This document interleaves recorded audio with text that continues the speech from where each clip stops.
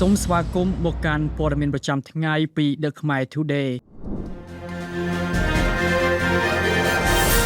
ជនភៀសសឹកជាង 10,000 នាក់វិលត្រឡប់ទៅផ្ទះវិញក្រោយស្ថានភាពបត់ជប់បាញ់បានអនុវត្តយ៉ាងល្អប្រសើរក្រសួងមហាផ្ទៃបានប្រកាសឲ្យដឹងថាគិតត្រឹមម៉ោង 6 ល្ងាចថ្ងៃទី 1 ខែមករាឆ្នាំ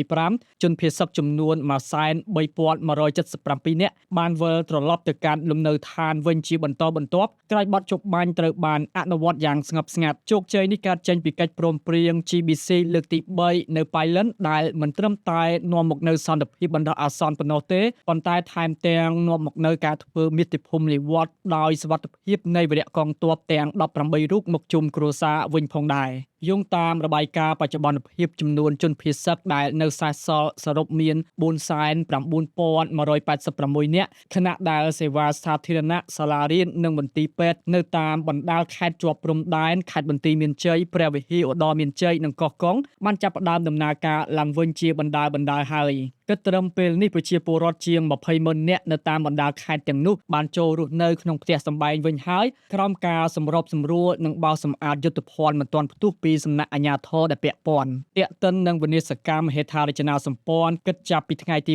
7 ខែធ្នូមកយោធាថៃបានបំផ្លាញទ្រព្យសម្បត្តិឯកជននិងសាធារណៈជាច្រើនរួមមានផ្ទះ 277 ខ្នងសាលារៀន 12 មណ្ឌលសុខភាព 2 វត្តអារាម 5 និងប្រាសាទបុរាណ 4 កន្លែងទោះជាយ៉ាងណាក្រសួងមហាផ្ទៃបានបញ្ជាក់ជំហរគាំទ្រយ៉ាងដាច់អហង្ការចំពោះយុទ្ធសាស្ត្រស្ងាត់តែមិនស្ងៀមរបស់សម្ដេចធិបតីហ៊ុនម៉ាណែតដោយសង្កត់ធ្ងន់ថាការជប់បាញ់មិនមែនជាការចោះចាញ់ឡើយប៉ុន្តែគឺជាការការពារផលប្រយោជន៍ជាតិនិងជីវិតប្រជាពលរដ្ឋជាធំក្រសួងមហាផ្ទៃក៏បានសម្ដែងនូវការដឹងគុណយ៉ាងជ្រាលជ្រៅបំផុតចំពោះសម្ដេចតេជោហ៊ុនសែននិងសម្ដេចធិបតីហ៊ុនម៉ាណែតព្រមទាំងវីរៈយុទ្ធជនជួរមុខទាំងអស់ដែលបានឈរជើងការពារអធិបតេយ្យជាតិយ៉ាងអង់អាចក្លាហានអស់រយៈពេល20យប់21ថ្ងៃរហូតនាំមកនូវភាពកក់ក្ដៅជូនជនរួមជាតិក្នុងឱកាសដើមឆ្នាំថ្មី2026នេះពីខ្ញុំបាទពៅណាគ្រីសូមអរគុណ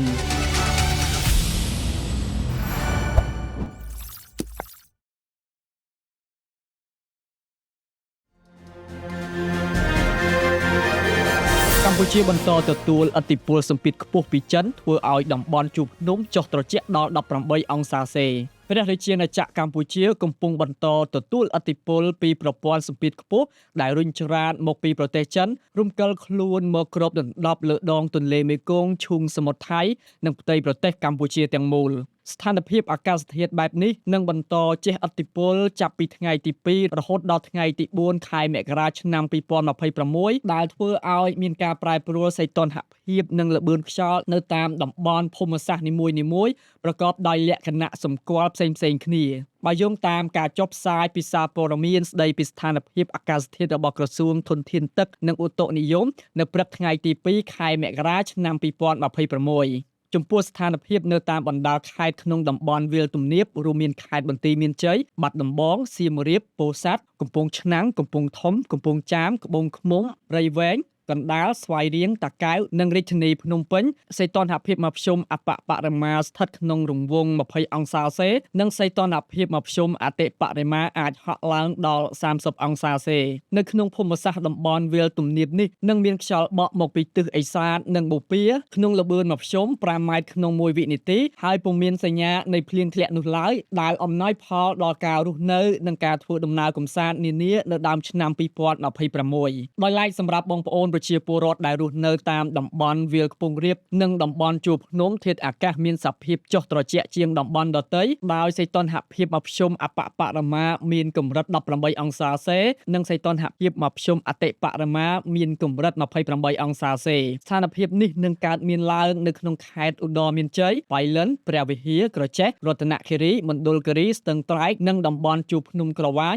ព្រមទាំងជួរភ្នំដងរែកដោយមានខ្យល់បក់មកពីទិសឦសាននិងទិសបូព៌ាក្នុងល្បឿនមធ្យម5ម៉ែត្រក្នុង1វិនាទីនិងពុំមានភ្លៀងធ្លាក់ដូចគ្នាចំពោះតំបន់មាត់សមុទ្រវិញលក្ខណៈអាកាសធាតុមានភាពល្អប្រសើរដោយសីតុណ្ហភាពមធ្យមអបបរមា20អង្សាសេនិងសីតុណ្ហភាពមធ្យមអតិបរមា30អង្សាសេរួមជាមួយនឹងខ្យល់បក់មកពីទិសឦសាននិងទិសអាគ្នេយ៍ក្នុងល្បឿន5ម៉ែត្រក្នុង1វិនាទីសម្រាប់ខេត្តកោះកុងព្រះសីហនុកំពតកែបនិងតំបន់ភ្នំបូកគោគឺពុំមានភ្លៀងធ្លាក់ឡើយចំណែកឯស្ថានភាពរលកសមុទ្រ មានកម្ពស់មធ្យមអបបរមា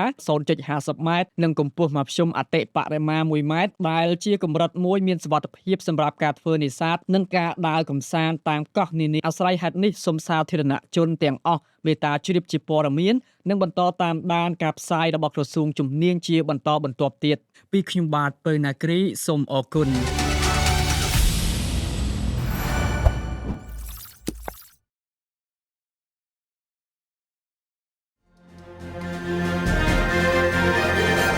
ក្រសួងបរិស្ថានទប់ស្កាត់ទឹកកខ្វក់ពីរោងចក្រជាង2លានម៉ែត្រគូបនិងមិនអោយបំពុលប្រភពទឹកធម្មជាតិក្នុងឆ្នាំ2025ក្រសួងបរិស្ថានកម្ពុជាបានប្រកាសនៅសមិទ្ធផលដ៏ធំធេងមួយសម្រាប់ឆ្នាំ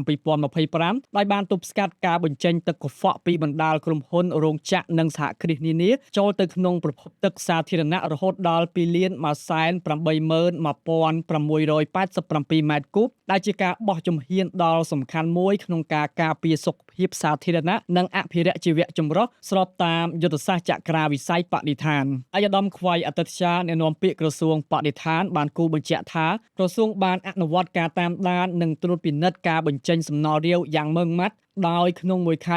ក្រសួងអាចគ្រប់គ្រងការបញ្ចេញសំណល់រាវតាមស្តង់ដារបានប្រមាណ 20,000 ម៉ែត្រគូបលទ្ធផលនេះកើតចេញពីកិច្ចសហការយ៉ាងស្រស្រាក់ស្រស្រាមពីម្ចាស់រោងចក្រសហគ្រាសដែលបានចូលរួមអនុវត្តក្រមបរិស្ថាននិងធនធានធម្មជាតិដែលឆ្លុះបញ្ចាំងពីតម្លាភាពនិងការប្រកួតប្រជែងដោយស្មារតីក្នុងវិស័យឧស្សាហកម្មនៅកម្ពុជាអាយដាមបណ្ឌិតអៀងសុផាឡែនរដ្ឋមន្ត្រីក្រសួងបរិស្ថានបានសង្កត់ធ្ងន់ថាភាពស្អាតនៅក្នុងទឹកគឺជាអាទិភាពចម្បងដែលស្ថិតក្រោមការណែនាំដ៏ខ្ពង់ខ្ពស់របស់សម្ដេចមហាបវរធិបតីហ៊ុនម៉ាណែតនាយករដ្ឋមន្ត្រីនៃកម្ពុជាអាយដាមរដ្ឋមន្ត្រីបានជំរុញឲ្យគ្រប់រោងចក្រដែលមានសក្តានុពលបំពុលបន្តដំឡើងឧបករណ៍ស្វ័យប្រវត្តិនិងប្រព័ន្ធគ្រប់គ្រងទិន្នន័យដើម្បីធានាបាននូវផលិតកម្មស្អាតនិងបង្កើនជំនឿទុកចិត្តដល់វិនិយោគិនក៏ដូចជាប្រជាពលរដ្ឋដែលរស់នៅក្បែរតំបន់ឧស្សាហកម្មគិតត្រឹមចុងឆ្នាំ